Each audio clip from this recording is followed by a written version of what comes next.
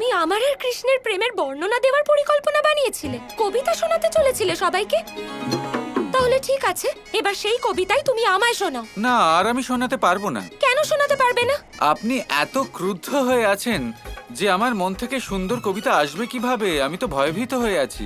আর আমি শোনাতে পারবো না। দেখো বাকে, কথা ঘুরিও না। যদি তুমি কবিতা শোনাও তাহলে হয়তো আমার রাগ শান্ত হতে পারে, নয়তো তুমি যে কাজটা করেছো তাতে আমি তোমার মুখও দেখতে চাই না।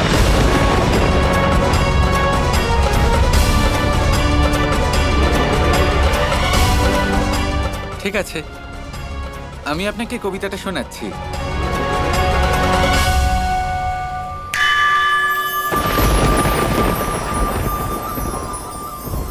কানাই পূর্ণিমার চন্দ্রসম, কিন্তু আজ ওর ঔজ্জ্বল্য ক্ষীণ কেন? ঘন কালো কুঞ্চিত কেশ যার, বিমর্ষ বেশ কেন আজ তার? মুখে যার সর্বদা হাসির ছটা, আনন্দ নেই কেন তার? মৃদুমন্দ চলন তার, পথপ্রদর্শক সে সবার, বিঘ্নহর্তা সবার যে ত্রাতা, তারও কি পথে থাকে বাধা? হ্যাঁ থাকে, কারণ অপূর্ণ থেকে যান তিনি, পাশে না থাকলে রাধা রানী, পাশে না থাকলে রাধা রানী। ভেঙে সকলের হাঁড়ি কুড়ি, খায় সে করে মাখন চুরি, কালিয়া নাগকে করেছে দমন, ভাবো কত শক্তিশালী সেই প্রেমের বন্ধন। বধ করেছে কংসকে, বাঁচিয়েছে সে বংশকে, ভাবো কত শক্তিশালী সে। কখনো সে সুদর্শনধারী, কখনো আবার শঙ্খধারী, তার জয়গান সকলের মুখে। যমুনা তটে তার বংশীধ্বনি, কেন সকলের মন কাড়ে সদা? কারণ তার প্রতিটা সুরে আছে রাধা, কারণ তার মনের কোণে কোণে আছে রাধা। মুরলীধর থেকে যুদ্ধ বিমুখ হলো, কখনো দিল যুদ্ধের ধ্বনি, ধর্ম যখন পরাজিত ভয়ভীত, কিভাবে করল শিক্ষা প্রদান তখনই। সাগর থেকে তুলে ধরল দ্বারকা, করে আঙুলে ধারণ করল গোবর্ধন। কিন্তু যার চোখের জল কখনো সহ্য হলো না, সে ছিল শুধুই রাধা, সে ছিল শুধুই রাধা। একমাত্র রাধাই সে কৃষ্ণকে আগলেছে যে, যদি কৃষ্ণ হয় এক নৌকা তাহলে তার দাঁড় হলো রাধা, যদি পাখি কৃষ্ণ হয় তার উড়ান হলো রাধা, যদি অস্ত্র কৃষ্ণ হয় তার ধার হলো রাধা, যদি সিংহ কৃষ্ণ হয় তার হুঙ্কার হলো রাধা। সেই জন্যই তো বিরহের পরে কৃষ্ণ আবার আসে ফিরে, কারণ তার লক্ষ্য হলো বাধা, আর তা হলো শুধুই রাধা। যাদের বিচ্ছেদ অভিশাপের ফলে শতবর্ষ সেই দুঃখের আগুনে জ্বলে, পুনর্মিলন হতে গেল এতদিন বাদে, আবার দূরে যেতে হলো এক অপরাধে।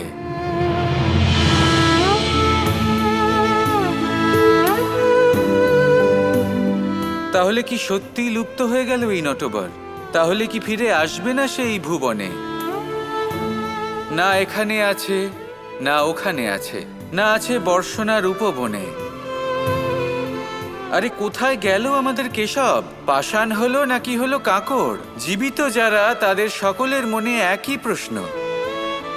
আরে যদি কৃষ্ণকে পেতে চাও তাহলে খুঁজে দেখো রাধার মনে, ওকে সেইভাবেই পাবে যেমন গৌরীর মনে শম্ভু কোণে কোণে, যেমন গৌরীর মনে শম্ভু কোণে কোণে।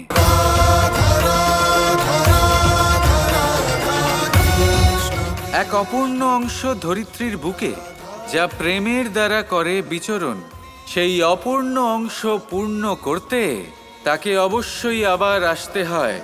রাধা কৃষ্ণের সম্পর্ক কিছুটা এমনই, যাকে ভালোবাসা সেতু কয়, যাকে ভালোবাসা সেতু কয়।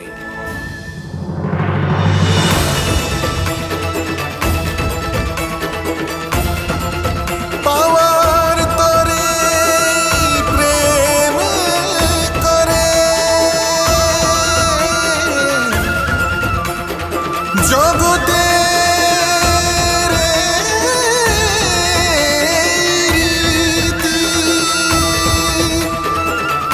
প্রেমের অর্থ বুঝাবে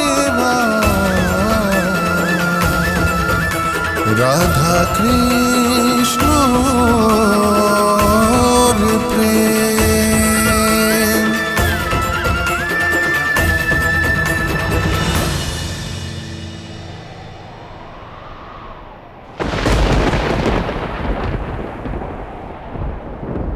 আমায় ক্ষমা করে দিও বাকে, আমি তোমায় এত অপশব্দ বললাম।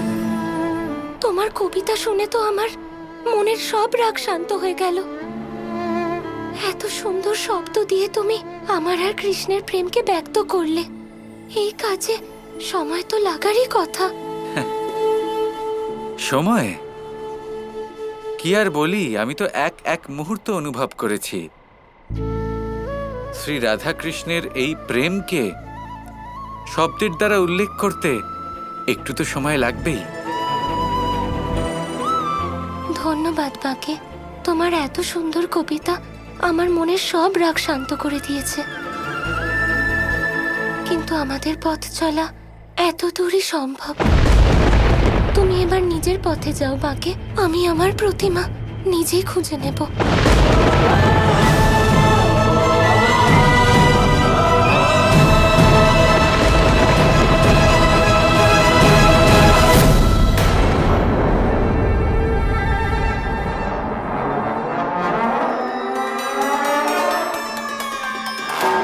অনেক হয়েছে তোমার লুকোচুরি।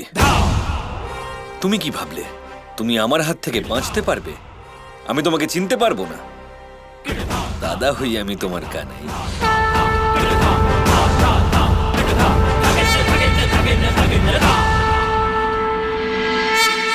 হ্যাঁ, রূপ তুমি অবশ্য এমন ধারণ করেছো কানাই যে এক মুহূর্তের জন্য আমিও হতভম্ব হয়ে গিয়েছিলাম।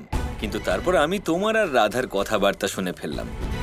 তখনই এটা সহজেই প্রমাণিত হয়ে গেল যে এমন প্রেমপূর্ণ বার্তালাপ শুধু আর শুধুমাত্র আমার কানাই আর রাধার মধ্যেই সম্ভব হতে পারে।